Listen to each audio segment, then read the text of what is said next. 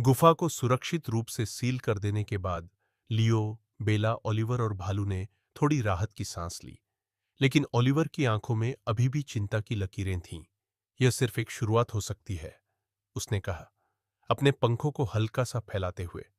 अगर एक खतरा यहां छिपा हुआ था, तो हो सकता है और भी छिपे हुए खतरे जंगल के गहरे कोनों में हों। हमें और सतर्क रहना होगा। लियो ने सिर हिलाते हुए कहा, हमें पूरे जंगल की गहराई से जांच करनी होगी। अगर और भी कुछ छिपा है, तो हमें पहले से जानना जरूरी है। बेला ने उत्साह से कहा, क्या हम पूर्वी हिस्से की ओर जा सकते हैं? मैंने सुना है कि वहां एक रहस्यमयी झील है जो कभी सूखती नहीं। शायद वहां भी कुछ छिपा हो। भालू ने हंसते हुए कहा, तुम्हारी जिज्ञासा कभी खत्म नहीं होती बेला, लेकिन मैं तैयार हूं। जो भी करना है, हमें मिलकर करना होगा। अगले दिन सभी ने पूर्वी जंगल की ओर अपनी यात्रा शुरू की। यह हिस्सा पहले से कहीं अधिक घना और रहस्यमय था।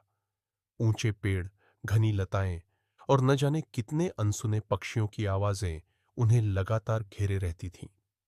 जंगल का यह कोना उनके लिए नया था और हर कदम एक नई चुनौती की तरह लग रहा था। कुछ घंटों की यात्रा के बाद वे एक गहरी घाटी के पास पहुंचे, जिसके बीच में वह रहस्यमयी झील थी।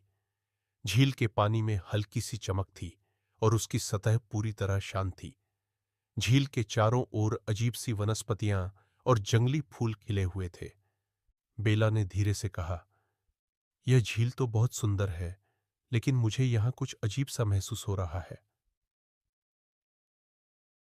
उसने अपने कानों को झटका दिया, मानो कुछ सुनने की कोशिश कर रही हो। लियो ने आगे बढ़कर झील के किनारे का निरीक्षण किया। यहां कुछ तो है, उसने कहा। पानी के नीचे कुछ हलचल हो रही है।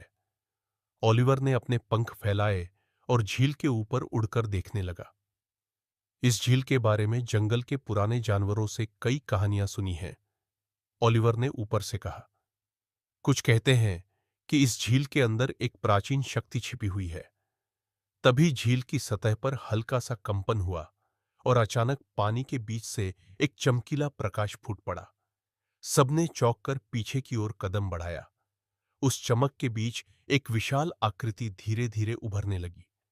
यह कोई सामान्य जीव नहीं था। यह एक जल रक्षक था, जिसे झील की सुरक्षा के लिए सदियों से रखा गया था।